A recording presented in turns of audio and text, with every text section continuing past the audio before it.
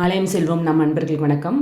இந்த வருஷம் வரலட்சுமி விரதம் எப்பொழுது, இந்த நாளில் என்ன செய்யணும், அதை பற்றி தான் நம்ம இந்த பதிவில் பார்க்க போகிறோம். வரலட்சுமி விரதம் தீர்க்க சுமங்கலி வரம் பெறவும், கணவனின் ஆயுள், குடும்பத்தோட அனைத்து விதமான செல்வமும் நலன்களும் பெருகும். அதுக்காக தான் நம்ம இந்த வரலட்சுமி விரதத்தை கடைப்பிடிக்கணும். பெண்கள் கடைப்பிடிக்கும் மிக முக்கியமான விரத நாளில் இந்த நாளும் ஒன்று. திருமணம் வரம் வேண்டி காத்திருப்பவங்களும் இந்த நாளில் விரதம் இருப்பது சிறப்பான பலனை தரும். வரலட்சுமி விரதம் அஷ்டலட்சுமிகளையும் வழிபாடு செஞ்சு அவர்களோட ஆசையை பெறுவதற்குரிய நாள் இந்த ஆண்டு வரலட்சுமி விரதம். இந்த நாளில் அம்மனுக்கு எப்படி பூஜை செஞ்சு நம்ம வழிபடணும், அதை பற்றி தான் நம்ம இந்த பதிவில் பார்க்க போகிறோம். இது வரைக்கும் நம்ம சேனல் நீங்கள் சப்ஸ்கிரைப் பண்ணலாம், மறக்காமல் சப்ஸ்கிரைப் பண்ணுங்கள். இந்த பதிவு உங்கள் ஃப்ரெண்ட்ஸ் அண்ட் ரிலேட்டிவ்க்கு ஷேர் பண்ணி நம்ம சேனலை சப்போர்ட் பண்ணுங்கள். பொதுவாகவே வரலட்சுமி விரதம் ஆடி மாதத்தில் வர கடைசி வெள்ளிக்கிழமையோ இல்லை அதுக்கு அடுத்து வரும் ஆவணி மாதத்தில் வர முதல் வெள்ளிக்கிழமையோ இல்லை பௌர்ணமிக்கு முன்னாடி வர வெள்ளிக்கிழமையில தான் வரலட்சுமி விரதம் கடைபிடிக்கணும். திருமணம் ஆன பெண்கள் தங்களோட கணவன் நீண்ட ஆயுள் பெற, திருமணம் ஆகாத பெண்கள் நல்ல கணவர் அமைய இந்த விரதத்தை நம்ம மேற்கொள்வது வழக்கம். இந்த வருஷம் வரலட்சுமி விரதம் 21 அதாவது ஆகஸ்ட் மாதம் 21 வெள்ளிக்கிழமை வருதுங்க. மகாலட்சுமியிடம் இருந்து வரங்களை வேண்டி கேட்டு பெறும் மிக மிக அற்புத நாள் தான் இந்த வரலட்சுமி விரதம். பக்தர்கள் வேண்டும் வரங்களை தரும் லக்ஷ்மியின் வடிவம்தான் வரலட்சுமி. செல்வ வளம், ஆரோக்கியம், குழந்தை பேறு, திருமணம், நம்ம என்ன வரம் கேட்குறோமோ அதுக்கு தக்கன கடவுள் நமக்கு அருள் புரிவாங்க. கோயில்கள்லேயும் வீடுகள்லேயும் கலசம் அமைத்து அதை அம்மனை போல் அலங்கரித்து நம்ம வழிபடணும். இந்த வருஷம் 2026 ஆகஸ்ட் மாதம் 21 வரலட்சுமி நோம்புங்க. வரலட்சுமி விரதத்தோட பூஜை முறை சொல்கிறேன். வீட்டை சுத்தம் செய்து பூஜை அறையை சிறிய பீடம் அமைத்து அதில் கலசம் அமைக்க வேண்டும். கலசத்தில் தண்ணீர் அல்லது அரிசியை நிரப்பி அதில் நாணயங்கள், வெற்றிலைப்பாக்கு ஆகியவற்றை வைத்து அதன் மேற்பகுதியில் தேங்காய், மாவிலை வைத்து கலசத்தை தயார் செய்தல் வேண்டும். அதுக்கப்புறம் புதிய புடவை, நகைகள் அவற்றால் அந்த கலசத்தை அம்மனை போல அலங்காரம் செய்து மஞ்சள் குங்குமம் வைக்க வேண்டும். வாசனை மலர்களால் அம்மனை அலங்கரித்து அஷ்டலட்சுமிகளும் அந்த கலசத்தில் எழுந்தருளி அருள் புரிய வேண்டும் என நாம் வேண்டிக் கொள்ள வேண்டும். மந்திரங்கள் சொல்லி எளிமையான முறையில் வழிபாடு செய்தல் வேண்டும். வளையல், ஜாக்கெட் துணி, பழங்கள், இனிப்பு, மஞ்சள், குங்குமம், தாலிக்கயிறு ஆகியவற்றை அம்மனுக்கு படைத்து அவற்றை வீட்டிற்கு வரும் சுமங்கலி பெண்களுக்கு அளித்தல் வேண்டும்.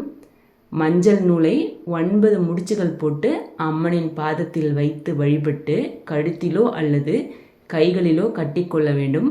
அதற்கு பிறகு நாம் சாருமதியின் கதையை சொல்லி வழிபடுதல் வேணும். அந்த கதை என்னன்னு உங்களுக்கு நான் சொல்கிறேன்.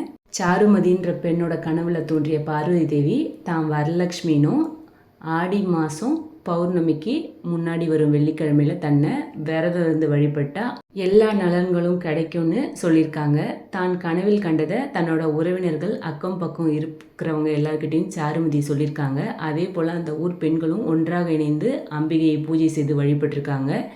பூஜைகள் நிறைவு செய்த பிறகு அம்மனின் கையில் இருந்த வளையல்கள் அசையும் சத்தம் கேட்டிருக்கு. இதை அம்மனின் ஆசியாக மக்கள் எடுத்துக்கொண்டார்கள். அதற்கு பிறகு இந்த விரதம் மேற்கொண்ட பெண்களின் வீடுகளில் எதிர்பார்க்காத அளவிற்கு செல்வ வளம் பெரியதாக கிடைச்சிருக்குங்க. வாய் வழியாக சொல்லப்படும் இந்த கதையில் பல காலமாக பெண்கள் இந்த விரதத்தை கடைபிடிச்சிட்டு வராங்க. இந்த விரதத்தில் வளையல், ரவிக்கை துணி, பழங்கள், இனிப்பு, மஞ்சள், குங்குமம், தாலிக்கயிறு இவை எல்லாத்தையும் அம்மனுக்கு படைச்சி அதுக்கப்புறம் வீட்டுக்கு வரும் சுமங்கலி பெண்களுக்கு கொடுக்கறது ரொம்ப ரொம்ப விசேஷம். இதை நம்ம அடுத்தவங்களுக்கு கொடுக்கணுங்க. ஒற்றைப்படையில் கணக்கு நீங்கள் வச்சுக்கலாம். 7, 9, 11 இந்த மாதிரி நம்ம கொடுக்கலாங்க. மஞ்சள் நூலை 9 முடிச்சுகள் போட்டு அம்மனோட பாதத்தில் வச்சு வழிபட்டு அதை கழுத்திலோ கையிலோ கட்டி கொள்ள வேண்டும். இது ரொம்ப முக்கியம். அம்பாளுக்கு சர்க்கரை பொங்கல் வைத்து நெய்வேத்தியமாக படைத்து தீபாரதனை காட்டி அந்த பிரசாதத்தை மற்றவங்களுக்கெல்லாம் கொடுத்து நாமும் சாப்பிட்டு இந்த விரதத்தை நிறைவு செய்யலாம். ரொம்ப ரொம்ப நமக்கு பலன் அளிக்கக்கூடிய விரதம் தான் இந்த வரலட்சுமி விரதம். வரலட்சுமி விரதத்தன்னைக்கு நம்மளோட கணவன்கிட்ட ஆசீர்வாதம் வாங்கிக்கிறது நமக்கு சிறப்பான பலனை தரும். அன்னைக்கு அவங்க காலில் விழுந்து நமஸ்காரம் பண்ணுங்க, நமக்கு அது நல்ல பலனை கிடைக்கும். அதே போல் நம்ம தீர்க்க சுமங்கலியாக இருக்கிறதுக்கு நமக்கு இந்த விரதம் ரொம்ப முக்கியம். கணவனோட ஆயுள் மற்றும் குடும்பத்தில் அனைத்து விதமான செல்வ நலன்களும் பெருகணுன்றதுக்காக பெண்கள் கடைபிடிக்கும் விரதம். திருமணம் வேண்டி காத்திருக்கிறவங்க இந்த நாளில் விரதம் இருக்கிறது ரொம்ப ரொம்ப சிறப்பு. ரொம்ப நாளாக கல்யாணம் ஆகிடுச்சு, எங்களுக்கு குழந்தை இல்லைன்றவங்க இந்த விரதத்தை கடைப்பிடிங்க. அம்மன்கிட்ட உருகி வேண்டிக்கோங்க, நிச்சயம் உங்களுக்கு குழந்தை பாக்கியம் கிடைக்கும். சில பேர் வரலட்சுமி விரதம் காலையில் கடைப்பிடிப்பாங்க, சில பேர் மாலையில் கடைப்பிடிப்பாங்க.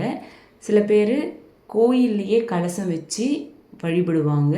சில பேர் வீட்டில் வரலட்சுமி விரதத்தை கலசம் வச்சு வழிபடுவாங்க. கோயில்கள் ரொம்ப விசேஷமாக இருக்கும் அந்த நாளில். எல்லோரும் கோயிலுக்கு போங்க. கோயிலில் அம்மனுக்கு எப்படி அலங்காரம் பண்ணியிருக்காங்க அதை பார்க்கலாம். கோயிலில் கலசம் வச்சு அப்படியே எப்படி கலசத்தை அம்மன் போல் அலங்கரிச்சிருக்காங்கன்றது ரொம்ப நல்லாயிருக்கும். வரலட்சுமி விரதம் இவங்க தான் கடைப்பிடிக்கணும்லாம் இல்லைங்க.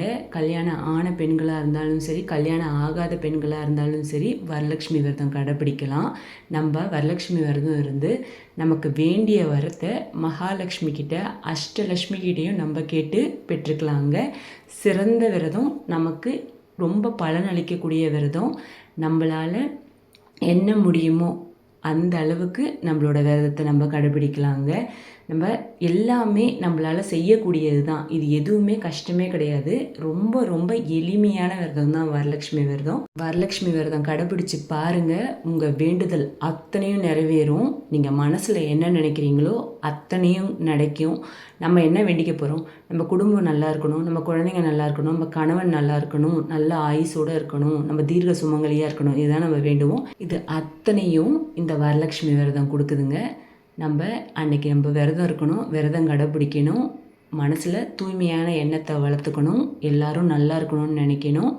வீட்டில் நீங்கள் வரலட்சுமி விரதம் கடைப்பிடிங்க, கோயில்களுக்கு போயிட்டு வாங்க, மனசு ரொம்ப திருப்தியாக இருக்கும்.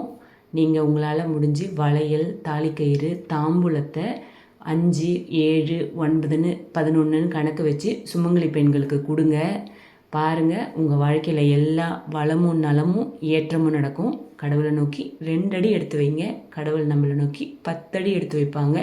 வாழ்க்கையில் எல்லா வளமும் நலமும் பெற பக்தர்கள் அனைவருக்கும் வாழ்த்துக்கள். நம்ம சேனலில் நிறைய பதிவுகள் போட்டு வரோம், நிறைய கோயில்கள் பார்த்துட்டு வரோம், நிறைய கோயில்களுக்கு எப்படி போகணுன்னு நம்ம ரூட் மேப்பும் கொடுக்குறோம். நம்ம சேனலை இது வரைக்கும் நீங்கள் சப்ஸ்கிரைப் பண்ணலைன்னா மறக்காமல் சப்ஸ்கிரைப் பண்ணுங்கள், லைக் பண்ணுங்கள், கமெண்ட் பண்ணுங்கள், உங்கள் ஃப்ரெண்ட்ஸ் அண்ட் ரிலேட்டிவ்க்கு ஷேர் பண்ணி சப்போர்ட் பண்ணுங்கள். நீங்கள் சப்போர்ட் பண்ண தான் நமக்கு இன்னும் நிறைய பதிவுகள் போட முடியும். எல்லாம் வல்ல இறைவன் நம்ம எல்லோர் கூடயும் இருந்து நாம் செய்யும் அனைத்து காரியங்களும் நமக்கு துணை புரிவார். நல்லதே நடக்கும். நன்றி, வணக்கம்.